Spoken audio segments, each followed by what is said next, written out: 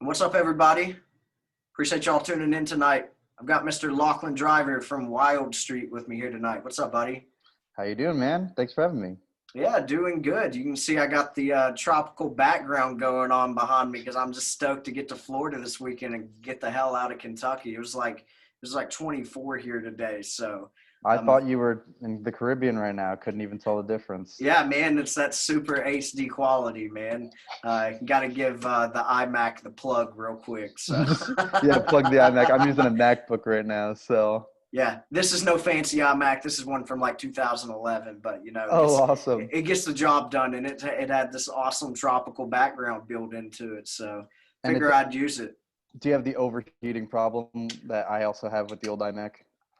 I actually haven't ran into that with this yet, which I mean I'm not on it a super long time. It's Hmm. normally really nowadays I just boot it up to do this, so it's not Oh, like cool. I'm working it to death too much nowadays. Well, that's So good. yeah, it gets the job done, and that's all that matters. So, what have you been up to, man? What's been going on in the world of Lachlan? Multiple projects, multiple happenings. Wild Street, we're planning on putting out that third album, and like we're planning on doing we're label mates, so now we have the label, Absolutely. and we're planning like vinyl now and all this good stuff. We've had it like we've been working on it for a few years now, and it's been like pretty meticulous. Like we've been in the studio for like 8 hours a day at one point for like weeks, Nice. months. And so yeah, there's that, but that's like 100% finished now, and we're gonna put out another single and then eventually put out the album. My other band, Skiver, that I'm in with Felix Skiver, who initially played lead guitar for the Wild Street reunion before Dom joined. We're putting out a new single sometime in probably January, and we got Nice. the video back for that, and it's going to be really cool. What kind of music is that? Skyfer is more like, I guess the closest thing I could compare us to is like if you know him from Yeah. Norway. Yeah. Him, or they're Finnish, I think. Him and we're like electronic hard rock. We're super into Japanese rock. That's like our biggest influence. So like bands like Lunacy, Oblivion Dust, that like wouldn't be very like household names in America. Like those are like Yeah. our top bands. So we Well, I try and think bring. anybody that was in school in the 2000s knows who him is. So, Exactly, yeah. yeah. Thanks to Bam Margera. So, Oh yeah, Bam helped. Yeah, Bam really helped them. Like they would have yeah. probably never. But I mean, Tim are a great band. Like they're great pop songwriters. Oh They yeah, do like absolutely. so yeah, we do like that kind of like, I guess like a light Rammstein is like the best Nice. thing to I compare it like to. Rammstein. That's Yeah, great. Now you just got to have the stage show to live up to that hype as well. exactly. We do the costume thing and the makeup thing, but we don't do it like that because Yeah. that's pretty expensive. That's thousands of dollars, Dude, and that's what like I'm saying. It's like I know those guys are playing stadiums, but their fucking overhead has to be ridiculous, man, I for feel all of bad for that. them. They were planning this huge stadium tour this year that got completely Yeah. canceled. Yeah. Like they're playing like 50,000 seat places in America, which is like crazy for a band that Yeah. sings only in German. Yeah. I mean, it's a band of that caliber though is always going to be able to find their niche wherever they're at though. So, Yeah. uh, they'll find a way to make it work no matter what. Yeah, definitely. So, kind of segueing into the Wild Street thing, when did you join the band? Have you been in it this whole time, or did you come into it after the first two albums? Wild Street started when I was 8 years old. So Oh wow, okay. I've been in Wild Street for almost 5 years now though. Like right when I was 18, I joined Wild Street. I'm 22 Nice, now. nice. Um, yeah, so I was approached because when Wild Street broke up, um, Eric had a band called Rave La Kill with Felix Skiver from Skiver, Okay, and it was like kind of like a like very similar to kind of what Skiver was doing, like a poppy electronic dark kind of thing. And Rave La Kill ended or whatever. They played like one show at Knitting Factory that I heard was like phenomenal. I wasn't there, but um, so then Wild Street was apparently getting back together, and Eric didn't know any drummers that or was like basically like auditioning or asking drummers to join, and Felix threw my hat in the ring, and I, to be completely honest, like I wasn't even into like 80s metal at the time. I was like strictly growing up like a thrash death metal guy, Nice. and like until I was like maybe 14, and then I discovered J-pop, and I was like, well, this fucks everything up. And then I just became super into Japanese rock. I like started like hooking up with like Japanese musicians, whatever. Um, but yeah, so then I joined Wildstreet when I was like just turned 18 or so, and we played a show at the Gramercy Theater, like our first like reunion show, and Nice. we did our first American tour a year later, and here we are. Europe a couple years later, and That's we've been great. doing all of it.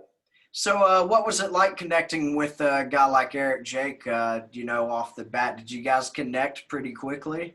Um, I guess I would say yes. Like our energy has just always been compatible. Me and Eric have always had this energy where we can just look at each other and just nod and just kind of know what's going on, which is like really Nice. hard to find in people, I feel like. And that's always a good sign in your band when you can just look at someone, you just go and you know exactly what they're thinking. Absolutely. And initially, like I remember when I got asked to join Wild Street and I was like listening to Wild Street and I think I heard their name pop up a couple times. And my old bandmate I was talking to from high school, we were in a band called Impulse, and he was super into 80s glam, just like kind of like shred stuff. And I told him like, oh yeah, my friend was like, you want to play drums for this Wild Street show, reunion show? And he was like, bro, Wild Street, my favorite band in high school, like Wild Street, Crash Diet. He started like going really into it, and I was like, oh shit, like this is real. So I was like, fuck yeah, and yeah, but like I remember trying to remember my first audition with Wild Street, or not audition, like rehearsal, I guess, in just like some back alley, like a rehearsal studio in Brooklyn, and it was just like also like I feel like because I was 18, Johnny was like maybe 26 or something. Jimmy was like 34. He started the band with Eric. Yeah. Whatever they were like, I just remember being like, oh, like I'm 18, and just like, but it was never an issue. Like we just connected immediately. And Dom is also my age, and he joined a year later. So we've just had like a very tight knit thing for a while. That's just like I've never had in any other band outside of Skiver, of course. But Yeah, it's anytime you can find that musical cohesiveness, it's kind of like finding that diamond in the rough because we've all been in those situations where the talent might be there, but the bonding is not. And to a lot of fans that don't play music, they tend to forget that the show's only like 45 minutes long. It's like exactly. the other 23 and a half hours a day, you're fucking stuck in a hotel room or a van or something with all of those guys. So And those moments are what got us bonding, because it's like the things that we've been through in like Europe to like San Francisco, like you can't not go through those things and not come out as brothers. So absolutely. So I kind of wanted to talk about that a little bit because I don't think I knew this whenever I had Eric on the show. I found an article talking about one of the European tours that you guys did where you kind of ran into some speed bumps over there. If you don't want to talk about it, it's totally fine. But it no, was an I can go interesting. on forever. Yeah, it's an interesting article. So if you want to shed some light for everybody that's listening on what I'm referring to, go right ahead. So like and like this tour was like March, April, I think it was March 2019. It was our first European tour, like Wild Street's first ever European tour, like not just mine, but everyone's. Uh, and it was like we were doing England, France, Germany, Netherlands, and we were playing dates with Crash Diet, and like Oh wow, nice. yeah, it was just like a really good tour. Like it was just like it just looked great, and we had like shows sponsored by Fireball where you got like a free shot at the tour. It was just like awesome. And basically the package was us, this South African sleaze band, which I highly recommend you check out, LA Cobra, Okay. and a Swedish band, which I also highly suggest that you check out, called Strike Nine. They're kind of like a heavier journey. I don't know if I said that, but Nice. yeah. And LA Cobra are also, they were supposed to be Judas Priest's like only opener in South Africa this Oh last shit. year, and it got canceled, which sucks. But Damn. that would have been awesome. Yeah. Anyway, regardless, we had basically we were touring with this guy named Gav Jackson. He was like our driver, the British guy. And I guess like it should start from like our first show where everything was just like he was just kind of like a weird dude, whatever, and like I think even at the time like we were playing with bands and they were telling us about him and like all these crazy stories about him. And then but like I guess what the article specifically refers to is we were getting our visas and passports checked to get our tour bus on a ferry over to England, and we basically got detained at the border for 12 hours with like Syrian refugees faking passports. Like Jesus. we all got interrogated individually. Oh Like my it was goodness. like, yeah, it was like super legit. Like it was super crazy. And yeah, and basically I got into like a huge fight with him. He almost like physically attacked me. I got on video. And Damn. it was just like a nightmare. And then he just left us all, me, Johnny from Wildstreet, Eric and Dom were in Amsterdam. They were going to fly out and meet us in Manchester. And Strike Nine's guitarist and who else was there? All of LA Cobra. We were all just stranded in France, not speaking any French. He left us all there with our gear. He like threw it all out of the van, and we were just stuck in Calais, France. Jesus Christ. Yeah, and Damn. like it was like just a very very kind of like nerve-wracking moment, obviously, but we were able to find a couple buses that would take our gear and transfer us back to Amsterdam where we could reconvene. Yeah. And we couldn't do any of our shows in England. Obviously, they were all canceled. We had people flying from like Ireland and Scotland to come see us, and we had to be like, unfortunately, that's out of our hands. Like it was just crazy. Yeah, man, that's a fucking wild story.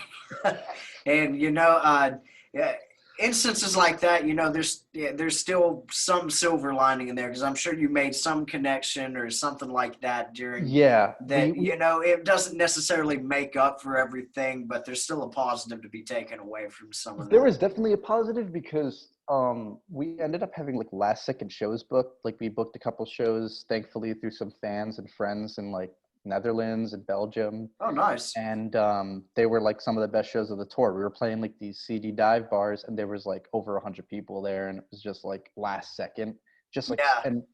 and like playing and like watching like our fans play like drunkenly like Wildstreet musical chairs at 5 a.m. was just super endearing and like amazing, and it was just like it was great. And I think some of the best, probably the top 3 shows were like the shows that we booked afterwards that were like last second. That's great, and I'm sure that added just a more spontaneity to the atmosphere of being like, "Holy shit, we just booked this show, and now there's 100 people at the It was door." amazing So because also I think another factor too is because we were playing like kind of like in the middle of nowhere, Netherlands, like at a rock bar, and just like having like sleep. Like we had people like come from like 4 or 5 hours away too. It was really touching. Like I never thought I'd be a part of anything like that, and it was just amazing. But it was also super disappointing to not play in London and rotten like all of our shows, whatever. And then we were supposed absolutely, to do our redemption tour this year, and look what happened. So that's all right. Wildstreet will get to England one day. So one day, yeah, maybe we can get Golden Robot to send both of our bands together at the same time. I'll get on the phone with Mark right now and we'll do tell it him. right now. Yeah, exactly. And this year we were supposed to go to South America, to Europe again. We want to do Japan, and yeah, of course. I mean, a weird thing too to say out loud is like I had a feeling that we weren't gonna do it. Like just something deep down was just like I don't want to get myself too excited for this year-long tour because like anything could happen. I feel like that's more the nature of a lot of musicians, though, because it's such a self-deprecating field, that you're always throughout your career, you have high aspirations for everything, Mm-hmm. and especially early on in your career, things don't always pan out the way you might think they will. So Mm-hmm. I think there's always going to be some sort of anxiety with most musicians just from that basic instinct from when you first start out that shit, something might go wrong. And especially Yeah, when you have stories like that with your tour over in Europe, you can exactly. totally understand that a That's only little bit. that's like the surface of it. Like I can keep going to multiple tour stories, like, but but well, I was gonna say something. I'm trying to remember what I was gonna say, but It's all oh right. yeah, This show is all about losing your train of thought. So perfect. We did a tour. We toured this year in February. Like the last week or two of February, we did like a East Coast run from. We played in like North and South Carolina. I think we didn't play in Kentucky. I don't know, but we played like the South and like the East Coast. And Nice. I remember being in the tour bus and like with Johnny and Dom and like coughing and just being like, bro, I got coronavirus. And it was just like a joke. It was like in February because I was reading about like in Wuhan and stuff because I'm like Yeah, kind it's in February. To us in America, it was like fucking COVID. That's not. It wasn't even really a thing here yeah, yet. I mean like So I was just like I like to read like a lot of world news and I was just like, oh, they're like yeah, shutting down cities. Like this yeah, kind of seems legit. And then I remember seeing videos like on like forums of people posting like dudes in like hazmat suits with AK-47s in China, and I was like, what the fuck? And then all of a yeah. sudden that happened, and I was like, well, Yeah, I was out in with the GNR tribute. We did March 6th and 7th. 6th we were in Knoxville, and then mm-hmm. the 7th we were in Lexington. So the 6th when we were in Knoxville, we're at the hotel like before sound check and everything. And this article pops up that they had the first confirmed case in Lexington Oh and wow. in Kentucky as well. But so we were there the next night, and it definitely put a hinder on the crowd. We still had a good crowd that night, but the whole atmosphere had just in 24 hours since that story came out, it was like the So atmosphere had when was completely. that? This was March 7th, Shit, the that's night we crazy. played in Lexington, because the night before they had the first confirmed case in Lexington. And it was just crazy how within 24 hours, just everybody's mentality had completely changed. So, and then the following weekend, I was down in Atlanta teching for another band. And so that was March 13th and 14th. And that was when everything was like really starting to fucking get serious. So That's we crazy. were like, fuck, we don't know. We might get stuck in Atlanta while we're down here for the weekend. So Shit. it was crazy kind of how everything happened like that. But yeah, you're totally right. Like in February, it wasn't even like a blip on the radars. And can you even believe that that was this year? Like that's crazy to like comprehend. It is, man. I was talking to somebody about it a day or two ago, how they said that they don't expect for there to be any like major changes, even though there's vaccines now for like another like 4 or 5 months. hmm And, it's like pre-COVID, you said 4 or 5 months, and it's like that seems like a long time. And now it's like, fuck it, what's another 4 or 5 goddamn months at I this mean, point? I Like, mean, Bill Gates and fucking Fauci are out here saying like 2022 is when you'll get that normalcy again, and it's yeah, like it's fucking heartbreaking. I try not to think about it, I man. know, and It's I feel bad because it's yeah, like we should just be talking about rock and roll, but like it's everyone's just but talking about it it now, affects every aspect of our lives now, and especially especially rock and us. roll. Yeah, especially the fucking music industry, man. It's Yeah, and people that aren't in the music industry, I don't think realize how much worse we are affected than everybody else economically. Obviously, the health aspects are the same equally for everybody, hmm but as far as like the economic aspects, the music industry, the entertainment industry as a whole has just really taken the fucking the hit in the face for all of this. and a So really good example of that too is like, I mean, with streaming already, like beforehand, like streaming has already taken over music sales. Like I'll obviously keep them nameless, but I had a conversation with someone and they were talking about like, I wish there was a streaming service where I just paid $1 and I got all the music. And I was like, we're already getting paid shit. Like yeah, when you like, and like, that's like the mindset, unfortunately, that people don't even realize how much it affects us.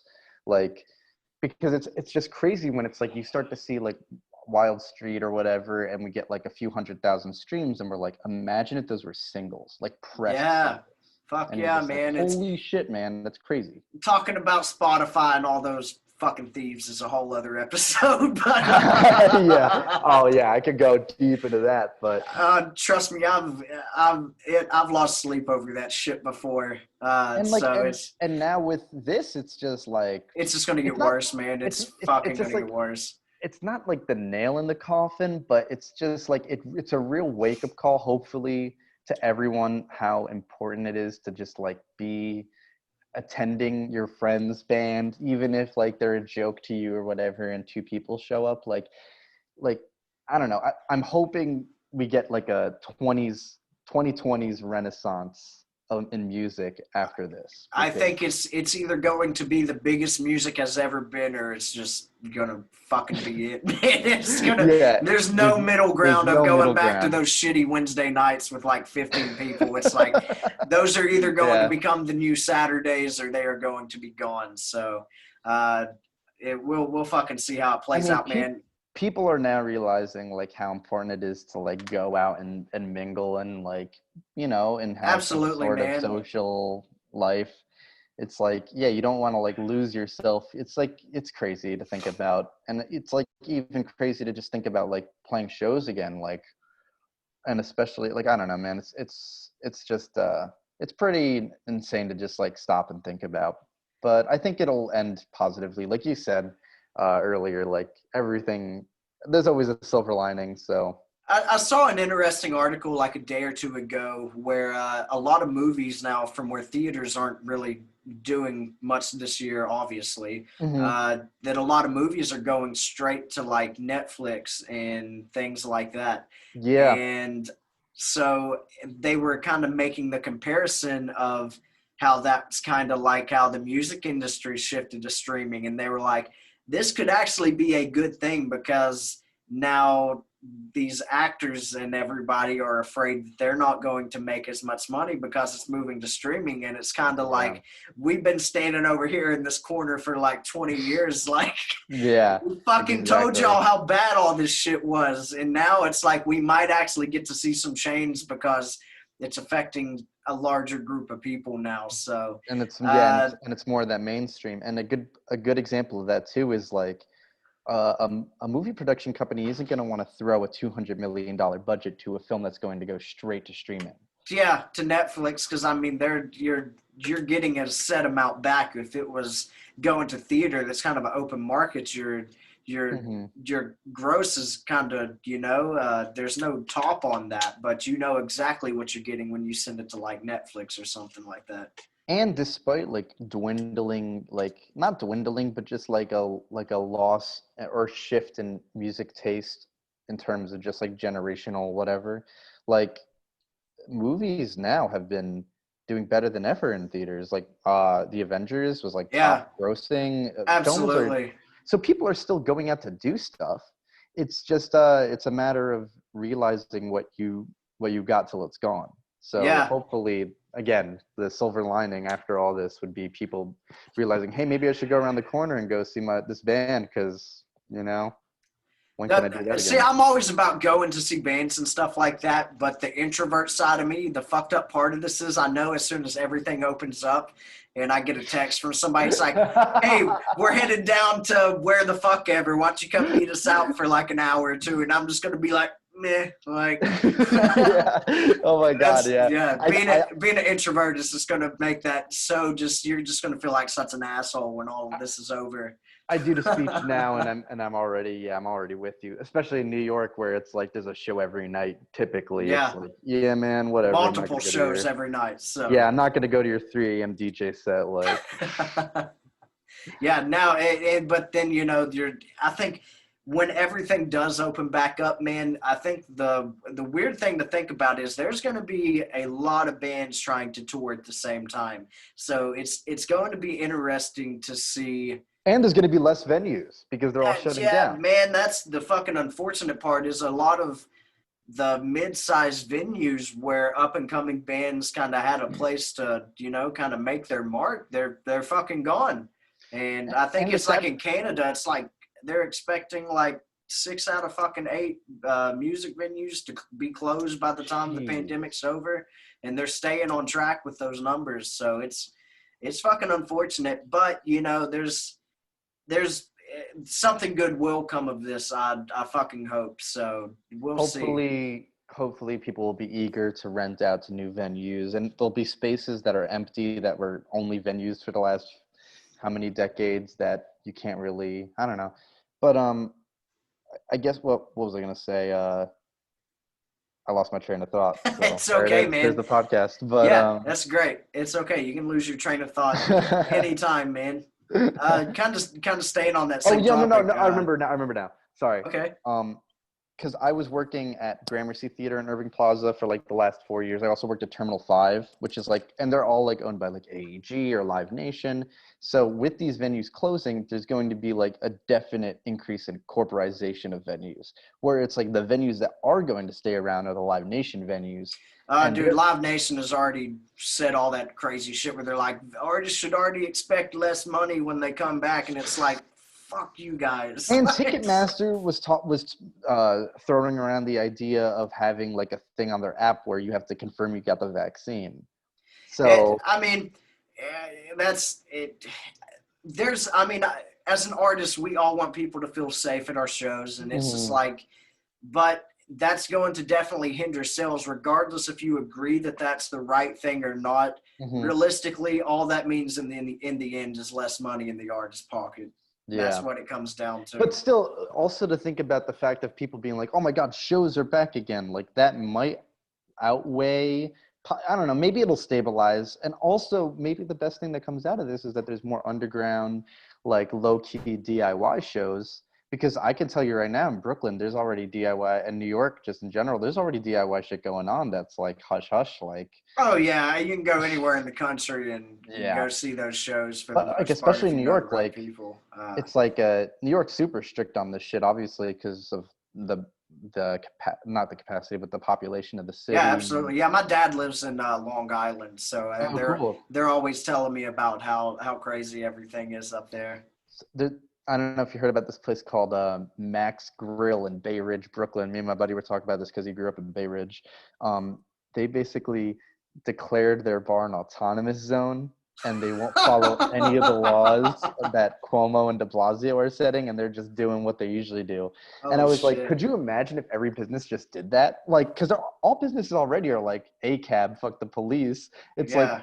what is it to just be like, fuck it? Like I'm surprised there aren't a lot more, but obviously people are staying safe or whatever, and it's New York, so And fortunately, the restaurants have kind of been able to stay afloat a little with things like Uber Eats and the yeah. takeout because those places like the service delivery apps and shit, those things are fucking thriving right now. Oh man, I've been The using DoorDash more than ever. Like, dude, if I had to look at like my Uber Eats bill from like the beginning of March through now, it'd probably make me sick to my fucking stomach to yeah, realize how much money I've spent on that. But it's crazy. the bad part is they're like the employees that work at those places, like the wait staff and all that. So Yeah. it's kind of a double-edged sword.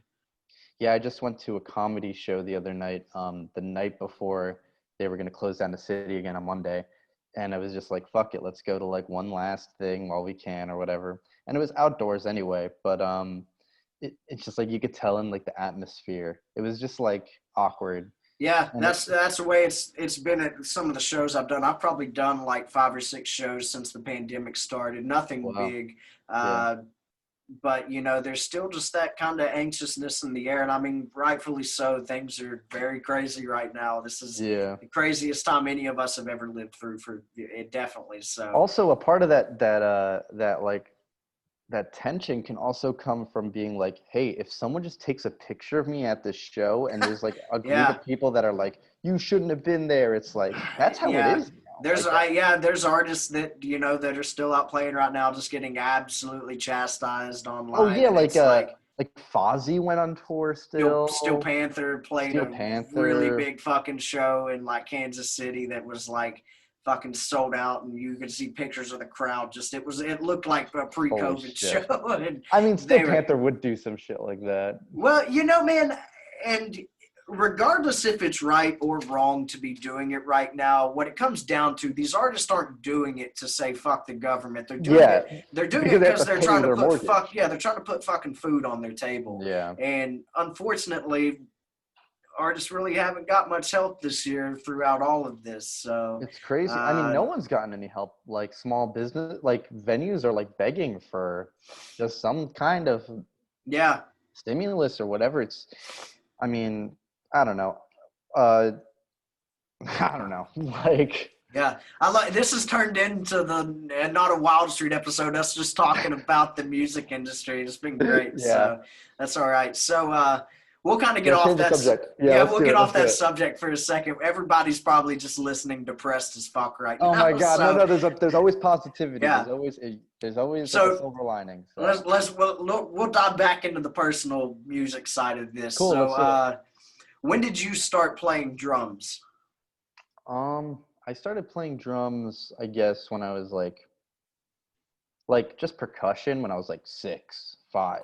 Oh wow. My Okay. dad is in bands. My mom's in bands. My dad has like an indie record label in New Jersey called Lump and Loaf. Oh nice. Yeah, and they put out like a lot of cool like just like everything from like just a lot of rock. Um, and my mom is a music teacher. She plays fiddle and piano and plays bass in rock bands. My mom is a huge King's X fan. Has seen them like 10 times, That's 20 great. times. Knows It's Doug. it's Like, always great when you run into other King's X I fans. know, It's right? it's I mean, like so my whole life I grew up listening to King's X from like I was a little baby to, so I'm just like exposed to that. Um, but so yeah, so I started playing drums back then. I got my first drum set when I was like maybe 11 or 12, and I joined my first band when I was 13 or 14. nice. So what was that first band like? You doing covers? You playing originals, or what was It that kind of like? started as a Megadeth tribute band. Fuck yeah, man. Yeah. And then it slowly became, not slowly, pretty much overnight, became like it was called Tantalus Spine. It's like, there's still some stuff online, but it's mostly wiped. And it was like, we went from death metal to doom metal to thrash to like Meshuggah. We were just like touching Nice. all different, because we were like kids. So like, we were like forming our musical interests along with the band. And me and the bassist both had a jazz background. Like we also were like in the jazz bands and like jazz classes or whatever. Great. We both had the same jazz instructor named Gene Segal. He's a really great Brooklyn-based guitarist who's got nominated for a Grammy. He's like phenomenal. Nice. And yeah, he was like one of my first teachers when I was my drum teacher for 8 years is Don Guillaume. He's a drummer in the Fugees, Okay. and like he was in Stevie Wonder, and like Oh shit. he's a big session guy, and he was like my drum teacher every week. So luckily, I had like the best of the best growing up.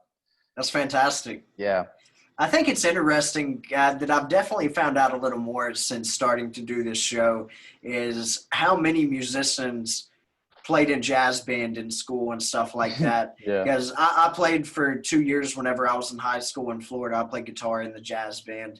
And, I think it's more of just they didn't have a rock and roll class in school. So it was like a good yeah, outlet for us yeah. guys who played music, to go Hmm. do anything music related. So it's interesting to see how many other musicians also did that while they were in school. Yeah. I mean, it was also the kind of thing where it was like I was never opposed to it, and I was actually really into it. It was I guess it was just because I knew that all the drummers I liked all came from a jazz background. So it was like kind of imperative for me to like, I was mature enough to know that I wasn't only going to be into one specific kind of music my whole life. So I just really wanted to like kind of branch out immediately. Also because like my dad and my mom both are musicians. So it was, and like, yeah, it was just like the right thing to do basically. I just remember also like my guitarist from my death metal band at the time showing up and like sitting in, and he was Nice.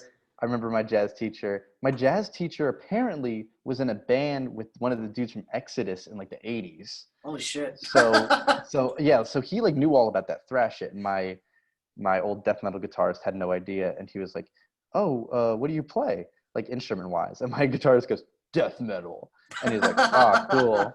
And then he like tried to sit in me and he couldn't play any like mixolydian pentatonic. He was just like, he could only do like Yeah. whatever. um like you could obviously do some like pentatonic sweeps or whatever it is, but yeah, I also at the time remember being like, yeah, death metal, and now I'm just like, jazz. Yeah, jazz, it's jazz. That's great. So, who were some of the drummers that were influencing you pretty early on? Keith Moon is like the biggest one growing up from the Great. Who. Just like when you're like 8 and you watch a video of a drummer put a bomb in his kit and watch it explode on live TV, it's like there's nothing that can top that ever. Yeah. And so Nico McBrain from Iron Maiden, Great drummer. Until the last couple years, subtly and subliminally, and now definitely Jerry Gaskill from King's X. He's fucking fantastic, man. Because like growing up and having a drum teacher and playing, I also played in a lot of churches when I was younger, and Nice. so like having like that soul funk kind of background, like Jerry's in the pocket, like that man is in the groove constantly. Dude, and some of those timings that he does where it's like the rest of the band is playing on like the 2 and the 4 and he's on the 1 and the 3, and it's so crazy to hear that shit, exactly what man. you're talking about. Yeah, it's intense to listen to, man. That's why all 3 of those guys in King's X are just some of the fucking best musicians on the planet, man. It's I saw King's X last year at Sony Hall in New York. Oof. yeah. They're crazy. And even though obviously they have the down tune because Doug is like 70. Yeah. Which they always tune super fucking low. That's what I'm saying. Like, yeah. And like Dogman was like 1.5 steps down back in the day. So that's they've always been known to tune pretty low, but you can definitely hear the change in Doug's voice to where he still sounds great, but his tone is a little lower than what it used to be. So I definitely hear that. What you're talking about. I just remember hearing like "We Were Born to Be Loved" live, and I was just like, "What the?" Like it's crazy, yeah. And his bass tone is like earth shattering. It's like unreal. So oh, dude, yeah, fucking, and I think one of the coolest parts of their shows, and it's unfortunate to hear Doug sing it, but when they Goldilocks, dude, but it's just fucking amazing to see how no matter where the fuck they're at, everybody who is in the crowd knows every fucking word to Goldilocks. I know, no matter amazing. where they're at. So, and people talk about like find a girl at the Rush show. No, find a girl at the King's X. That's the girl you marry that's at the King's X show. Exactly. Yeah, you can't even find dudes that like King's X, or not that they don't like them, but that they even know them. So if you can find a girl that likes King's X, dude, fucking marry her on the spot. Absolutely. Yeah. Oh my God, yeah.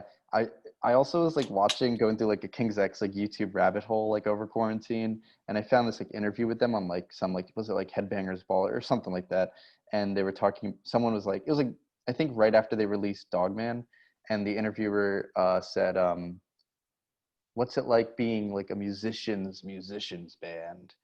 And they were like, I don't know why we get that. Like, I don't know where that comes from. And I'm like, have you heard your riffs? Like, have you sat down and heard the riffs that you're writing? Like, that is something that can truly be appreciated by, like, musicians. Yeah, and Doug playing the, like, fucking 8-string bass on all that shit, too, is just, crazy. It adds so much tone to all of that, man. It sounds like a fucking 7-piece band whenever they play, man. And it's unreal. It really is unreal.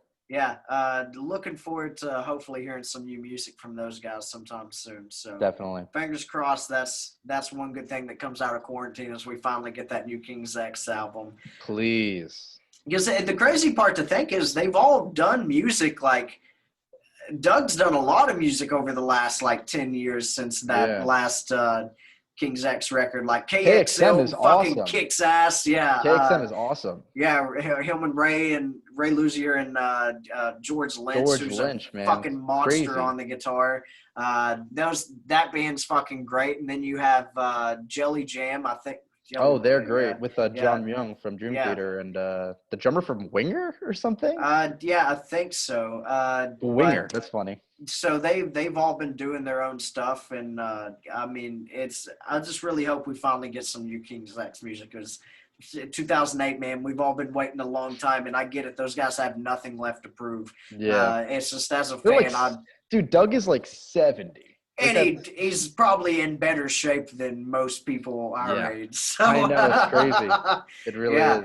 He does not look fucking 70 years old either. So I want those genes that guy has. I hope when I'm 70 years old, I fucking look as good as Doug Pinnick. So. Yeah. I don't know what the secret is, but apparently he's like a exercise freak. Well, I mean, there's forget who I was talking to this about. actually on here that's also a King's X fan. So Eddie Trunk was who helped sign them originally back in the day Hmm. whenever they were doing Out of the Silent Planet. And he talks about whenever they all went out to dinner for the first time, like right after they inked the deal. And they sit down to the dinner table, and Doug Pinnick just like mid conversation just starts like pouring out like this handful of pills and fucking takes all of them. Oh And shit. Eddie Trunk is just like in his head, like, oh fuck, we just signed some crazy drug addict. Oh And no. Doug Pinnick was like, these are all vitamins, man. Because Doug Pinnick was already like 36, 37 when that first King's X album Yeah, came out. So it's a funny story that Eddie thought that he was taking a shit ton that's of drugs at the table, hilarious. but That's so it was funny. all vitamins because even back then he took fucking awesome care of his body. So yeah, Got to start that's early. yeah, great guys. Looking forward to some new stuff out of their camp. So 18 years old, joining Wildstreet. What was it like being in that band when being so young, especially that they already had a good fan base following them? Yeah. It was cool. I mean, there were like moments. I mean, I've always been like a pretty good kid, like in terms of just behavior.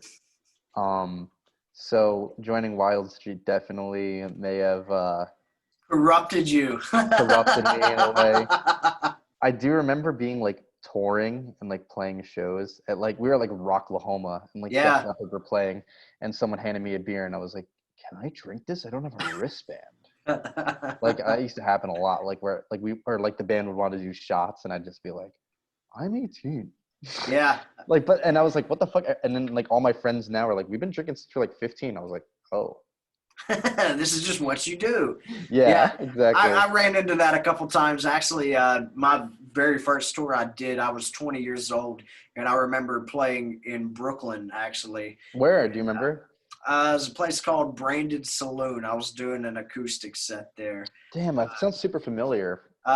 But I was only 20 years old, and of course, I could go in and they hand me a couple drink tickets, and I was like, I hadn't played yet, and I wasn't trying to like fucking cause any shit, and I was just like, hey guys, just letting y'all know I'm only 20 years old, and they were like, whoop, fucking took the drink tickets back from me. So Oh man, yeah, I remember uh, my the band I mentioned, Tantalus Fun. We booked a show and it was like one of our first headlining shows, and we were like, fuck, we got like a lot of really good local openers that were like really cool, and it was like our guitarist slash singer's birthday, so they were like, oh yeah, we'll label it like the birthday show and like it'll be cool or whatever. And then they found out that we were like 16, 17, and then they canceled the show. nice, yeah.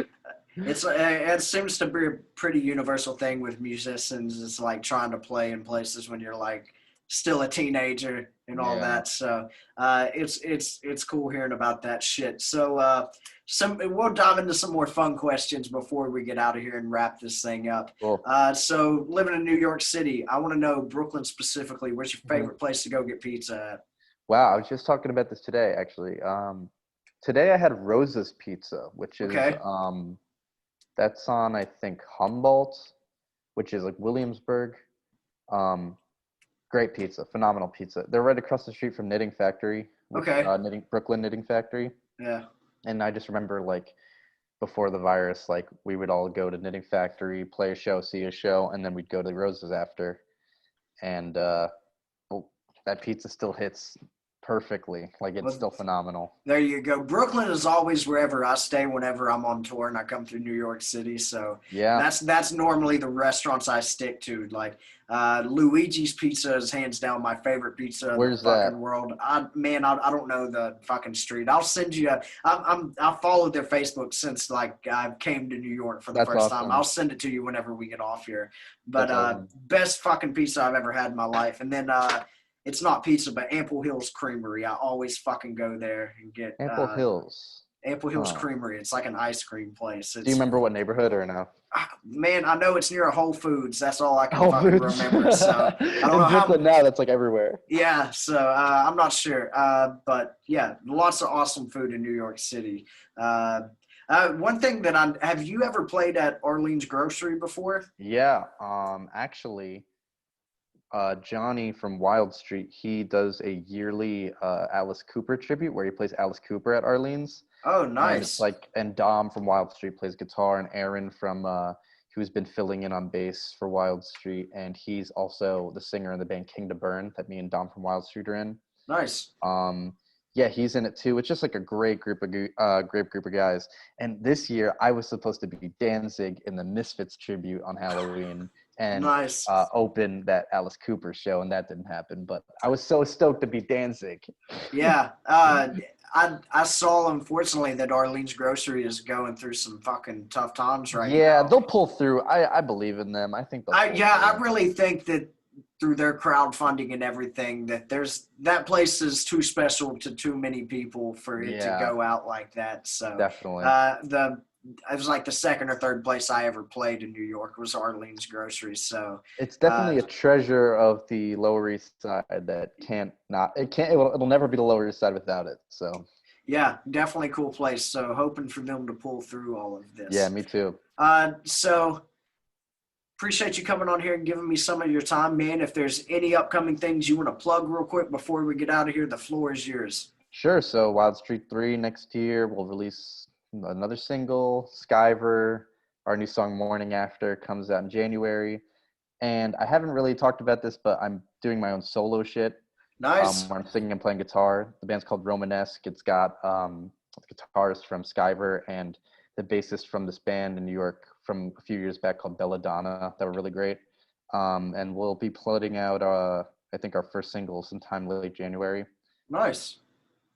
And Well, hell yeah. Breaking news on my show. I love it. yeah, I haven't really promoted that at all, period. But yeah, that'll be coming out hopefully late January, early February. Nice. Fuck yeah. Well, dude, it was very nice to get to meet you Thank you for having me, finally man. face to face. And Yeah, yeah, we'll do this again whenever the next Wildstreet single comes out. We'll get the whole band on here and awesome. we'll make a party out of it. That'll be So awesome. Yeah, hopefully thanks. we can link up in person sometime when all this crazy shit is over. And Yeah, you know where to we find me, and when everything's cool again, Wild Street will be all over. So yeah, we'll absolutely, link man. up. We'll play a show. We'll do whatever. Yeah, great. So appreciate everybody tuning in tonight. This is going to be the last show of the year. So I'll see everybody January 1st whenever we come back. So appreciate my guest, Lachlan Driver from Wildstreet. Go check out Still Love You on Golden Robot Records. And me and you can say goodbye off air here in a second, but I'm going to go ahead and end the live Cool. stream. Appreciate everybody tuning in tonight.